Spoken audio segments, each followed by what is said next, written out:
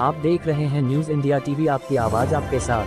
दिल्ली के शाहदरा डिस्ट्रिक्ट के गुरु तेग बहादुर अस्पताल के लाइब्रेरी हॉल में बाबा साहब अंबेडकर को याद करते हुए द 14th ऑफ अप्रैल का दिन अपने आप में बेहद खास है। इस दिन भारतीय संविधान के मुख्य वास्तुकार बाबा साहब भीमराव अंबेडकर की जयंती मनाई जाती है। उनका जन्म द 14th ऑफ अप्रैल 1851 को मध्य प्रदेश के महू गांव में हुआ था।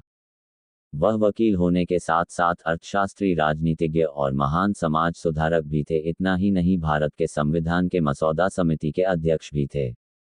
उन्होंने दलित समाज के उत्थान के लिए भरसक प्रयास किया।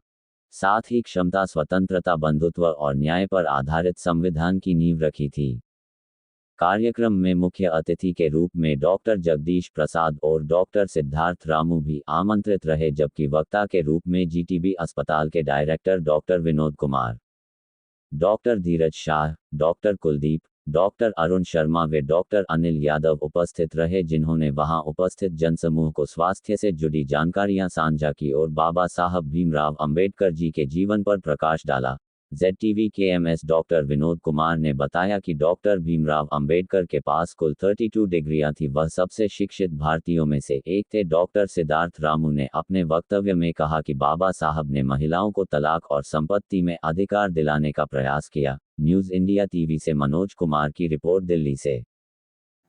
कन्यादान महादान, बेटी बचाओ, कन्या भ्रूण हत्या पाप है, बेटी पढ़ाओ, शिक्षा सर्वोपरि, और अब बेटी बसाओ। यानी आपके नज़र में कोई ऐसा परिवार हो जो अपनी बेटी की शादी करने में किसी कारण से भी असमर्थ हो, हम 7 मई बृहस्पतिवार श्री राज माता झंडे वाला मंदिर गोरख पार्क में एक सामूहिक विवाह महोत्सव का आयोजन कर रहे हैं। किसी जाति का हो, किसी वर्ण का हो, हमको कोई फर्क नहीं पड़ता, हमने केवल सेवा करनी है। कन्यादान महादान है। आपकी नज़र में कोई भी ऐसी बेटी हो जिसके पिताजी शादी करने में असमर्थ हो, आप हमारे संपर्क में ला सकते हैं। सारा खर्चा श्री राज माता झंडे वाला मंदिर एवं हमारे से जुड़ी हुई सहयोगी संस्थाएं एवं सहयोगी शिष्य भक्त प्रेमीजन करते हैं। और मैं आपसे बड़ी आराम से बोल रहा हूँ, 9212135006, 9212315006, ये एक नंबर है। दूसरा नंबर और नोट कर लीजिए, 9278199582। 2 नंबर मैंने आपको बोले, 9212315006, 9278199582। और इसी चैनल के माध्यम से आप हमारे तक पहुंच भी सकते हैं। ज़्यादा से ज़्यादा इस बात को प्रचार कीजिए, प्रसार कीजिए। आपके ये प्रचार ही हमारा सबसे बड़ा सहयोग होगा, सबसे बड़ी सेवा होगी। 7 मई श्री राज माता झंडे वाला मंदिर सामूहिक कन्या विवाह। ओम नमो नारायण। इसके बारे में हम यही कहना चाहेंगे लोगों से कि बाबा साहब का जो उद्देश्य है कि शिक्षित हो, पहले सबको शिक्षित होना चाहिए और एकजुट के रहना चाहिए और समता आनी चाहिए। आज तक हमारे देश में समता नहीं आई है, क्योंकि बाबा साहब का कहना था जब तक आर्थिक समता नहीं आएगी, जब तक सामाजिक समता नहीं आएगी। और आर्थिक समता आने के लिए आपको एजुकेशन तो होना ही चाहिए।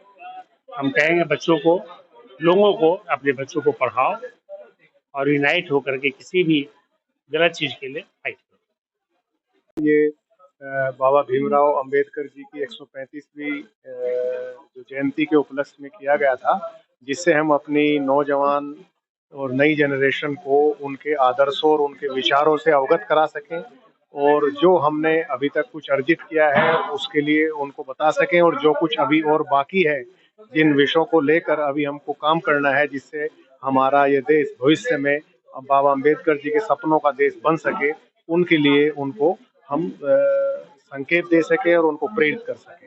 युवाओं के लिए क्या संदेश है? युवाओं के लिए यही है कि हमको एक स्वस्थ और शिक्षित भारत देने के लिए विद्यार्थी जो देश का भविष्य है, उनको पूर्व अपने प्रयास के साथ स्वास्थ्य, अपना, अपने परिवार और अपने से जुड़े हुए व्यक्ति सबका विशेष ध्यान रखना होगा। जो आजकल के नशाखोरी और इस तरह के जो दोष फैल रहे हैं उनसे दूर रहना होगा और अपना जो भी आपस में एक भाईचारे की व्यवस्था है उसको अपने जीवन में अपनाना होगा। ऐसा है कि बाबा साहब अम्बेडकर के जो बर्थडे सेलिब्रेशन है, तो बहुत सारे एस्पेक्ट पे हम बात करते हैं, लेकिन जो बाबा साहब का जो लिटरेरी वर्क है या जो एक्चुअल वर्क है जो हेल्थ के फील्ड में है, उस पे शायद हम इसकी चर्चा नहीं करते थे। और आज का ये प्रोग्राम जो है वो प्योर एकेडमिक प्रोग्राम था, जिसमें कि हमने एक परंपरा शुरू की है कि जीटीबी और हॉस्पिटल और यूसीएमएस कॉम्प्लेक्स में बाबा साहब के जो लिटरेरी वर्क है उस पर डिस्कशन करेंगे, और हर साल ये बाबा साहब के बर्थडे की ईद पर ही प्रोग्राम ऑर्गेनाइज किया जाएगा। अच्छा था आज का प्रोग्राम, और ये हमेशा ऐसा करना चाहिए ताकि हमारे जो जो भूतपूर्व जो हमारे जो लीडर्स हैं, जो हमारे लिए कुछ करके गए हुए जो महापुरुष लोग हैं, उनको याद करने का और उनकी किए गए कार्यों को याद करने का एक अच्छा मौका है। और सब लोग उनको अच्छे से जानेंगे।